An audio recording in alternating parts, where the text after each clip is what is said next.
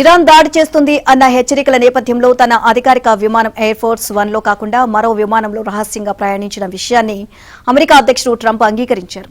గత నెల టర్కీ రాజధాని అంకారాలో జరిగిన నాటో సదస్సు నుంచి ట్రంప్ తిరిగి అమెరికాకు వెళ్తున్న సందర్భంగా ఈ పరిణామం చోటు చేసుకుంది.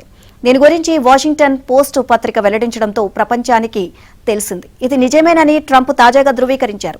అయితే ఎయిర్ ఫోర్స్ 1లో ఉన్న ప్రెసిడెంట్ సిబ్బందికి, జర్నలిస్టులకు ట్రంప్ వేరే విమానంలో వస్తున్న విషయం తెలియదు. ఎయిర్ ఫోర్స్ 1లోకి అందరి ముందే ట్రంప్ రావడంతో తమతో పాటే ఆయన కూడా ప్రయాణిస్తున్నారు అని వారు భావించారు.